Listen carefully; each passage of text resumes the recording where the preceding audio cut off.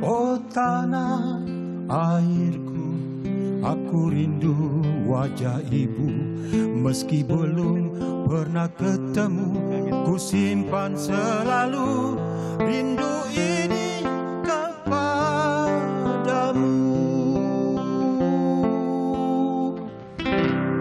Ya, namanya lagi nih kalau ngomongin soal rindu. Aduh, tapi untunglah banyak tadi Pak Hermano kan bilang ada banyak juga organisasi masyarakat, komunitas ataupun juga personal begitu ya yang membantu supaya semakin banyak dan semakin cepat dan semakin murah mereka bisa pulang.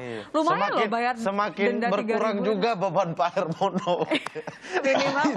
minimal bisa lebih banyak gitu ya Pak Hermono ya yang pulang kalau banyak yang bantu. Nitya mau undang kalau begitu gabung ngobrol sama kita Pak Harjito, Presidium AOMI. AOMI ini Aliansi Organisasi Masyarakat Indonesia Malaysia. Pak Jito, terima kasih udah gabung. Ini kalau dilihat kalau Pak Hermono kan dari tadi saya optimistis bisa memulangkan sebanyak mungkin warga negara Indonesia dalam keadaan sehat dan juga selamat, aman gitu ya. Tapi prakteknya sendiri seberapa sulit sih Pak Jito, apalagi lagi pandemi nih, saya nggak kebayang gitu kan sampai harus ke rumah-rumah warga gitu, atau mungkin malah mencari mereka yang undocumented ini kan jauh lebih sulit gitu Pak Jito. Ya, seperti semangatnya Pak Hermono, tidak ada sesuatu yang sulit kalau kita niat. Jadi semangat itu pula kita tiru, dan alhamdulillah Aliansi Organisasi Masyarakat Indonesia Malaysia itu dari tahun lalu, dari membagikan sembako, kita keliling-keliling ke seluruh pelosok, ke bedeng-bedeng, ke rumah-rumah kontrakan warga kita. Kemudian setelah itu berlanjut, mereka tidak perlu lagi sembako, tapi tidak mampu lagi bertahan hidup dan harus dipulangkan. Tantangannya waktu itu adalah denda untuk keluar dari negara Malaysia itu satu orang bayarnya sekitar 16 jutaan rupiah ya, kalau 3.000 ringgit itu kurang lebihnya. Ya 15, pokoknya belasan juta lah. Hingga ada 127 warga yang sudah dalam keadaan rentan, itu dari 127 meninggal 12 karena tidak mampu bayar. Hingga terbitlah program rekalibrasi dari kerajaan Malaysia ini, bayarannya hanya dipotong 500, dan sejak itu seperti jamur di musim hujan ya, ratusan ribu bermunculan. Dan banyak sekali yang ingin pulang begitu ya? Iya, karena mereka tidak mampu bertahan lagi di sini, kerjaan tidak ada, terkena pandemi COVID, imbasnya itu terlalu luas menurut saya. Aliansi Organisasi Masyarakat Indonesia itu ada 43 yang bergabung, ormas di sini. Ada paguyuban, ada macam-macam, ada ormas. Dari ormas-ormas ini turun ke bawah, mereka membuka aduannya naik ke atas, kita kelola, kita sampaikan ke Kedutaan Besar Republik Indonesia, ke Pak Hermono, kita kerjasama dan selalu difasilitasi untuk mendapatkan temu janji khusus karena kalau ikut temu janji yang biasa itu sudah penuh karena tadi jumlahnya memang jutaan kita. Jadi dengan itu kerjasama dengan KBRI kita kelola. Kami yang kalau ada yang parah sakit tidak bisa bergerak, kita jemput, kita antar ke KBRI untuk menguruskan paspor jadi kita ajukan ke kantor imigrasi untuk mendapatkan check-out memo, bayar denda. Setelah itu PCR kita kelola, kita satukan dengan harga yang sangat ekonomis. Kalau mereka negatif pulang, positif masuk ke karantina, tiket kita charterkan pesawat, harganya juga terjangkau, sangat terjangkau. Kalau mereka positif, tiketnya kita kembalikan, kita ikutkan nanti pesawat berikutnya. Dan kalau tidak mampu, kita subsidi full. Dari mulai check-out memo, jemput, mereka shelter, makan, kita fasilitasi. Oke. Sampai ormas mau mencarter pesawat untuk masyarakat Indonesia yang ada di Malaysia gitu. Pertanyaan saya justru ke Pak Hermono, Pak, pemerintah dalam hal ini yang mengeluarkan biaya begitu banyak untuk pandemi, apakah tidak bisa untuk melakukan hal tersebut sehingga ormas yang harus patungan dan lain sebagainya? Pemerintah di sini ya, bukan dubes ya, pemerintah di sini maksudnya. Itu kan biayanya, prinsipnya kan biaya sendiri. Ya. Biaya sendiri kita memfasilitasi. Nah sebetulnya AUMI juga nggak bisa bekerja kalau nggak di backup oleh KBRI. Jadi ini kan sinergi antara KBRI dan Ormas lah ya. KBRI membuka pintunya lah supaya lebih cepat, lebih mudah.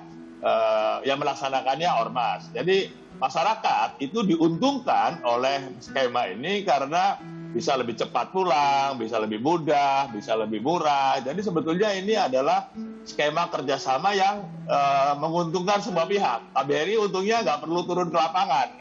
Karena pemerintah Malaysia sudah turunkan menjadi 500, Pak. Bagaimana kalau dengan harga awal semuanya melepas tangan?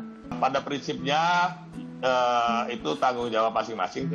Yang ditanggung oleh KBRI atau pemerintah dan Ormas itu yang memang betul-betul yang sudah tidak punya daya lagi lah ya. Ada juga yang kita bantu itu separuh-separuh, Pak. Ada yang kita bayarin KBRI bayarin PCR atau bayarin somnya, nanti Ormas bayarin tiketnya, kita patungan gitu ya.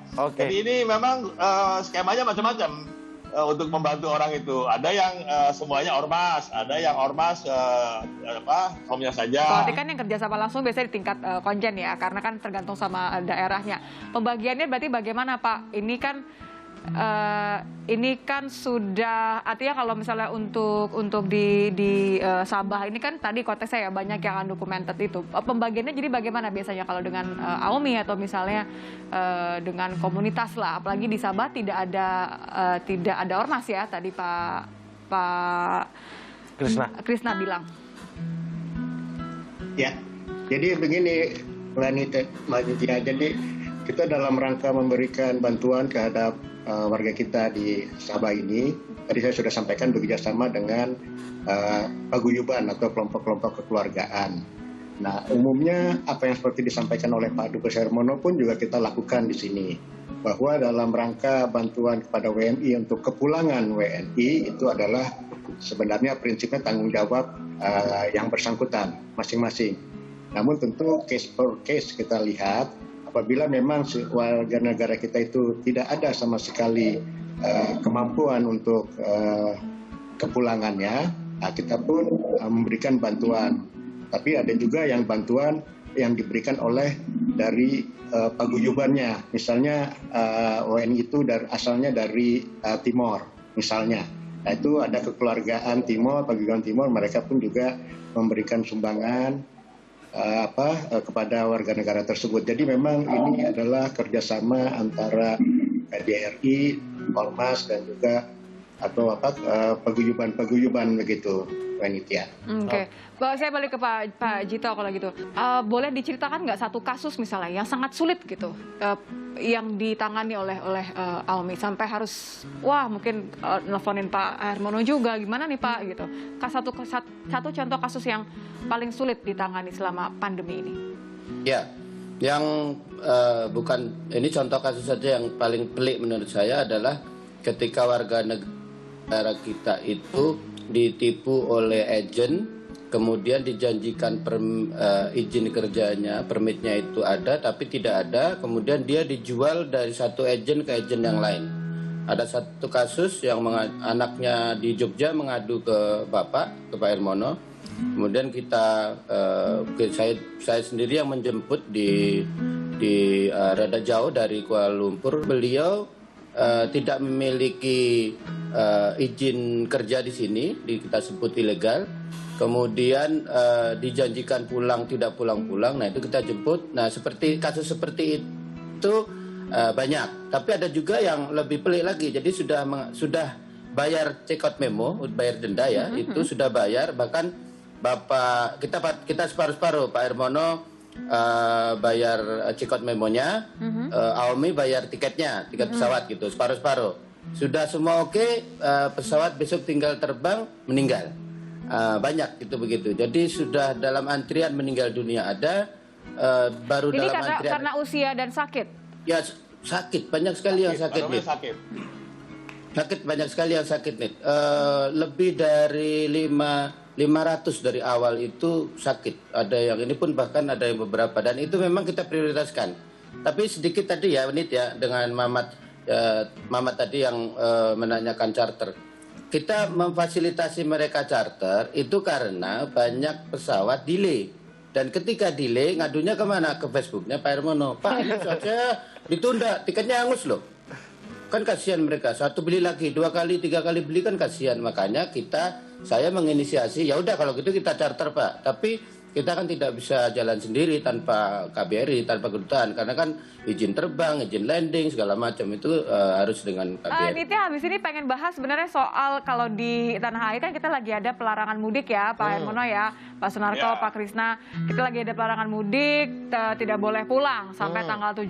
Nah ini gimana, seberapa besar pengaruhnya untuk menahan mereka untuk tidak pulang juga ke Indonesia dalam masa pelarangan mudik? Apalagi yang deket-deket tuh kayak Johor Baru tuh. Iya, kemarin kita kan sudah lihat banyak yang pulang lewat kapal ya Pak Sunarko ya. Nah ini gimana nih nge-handle? Saya pengen denger ceritanya Pak Sunarko, tapi sebentar, ini kayaknya air putih saya perlu diisi ulang nih kayaknya ya. Sudah habis. Emang lebih sudah dahulu. haus ini orang. Mamat juga mau? Enggak. Enggak, saya aja. Oke. Laut ditutup, jalur udara cukup mahal, mereka ingin pulang. Banyak yang melalui jalur tikus. Nah ini yang kita antisipasi.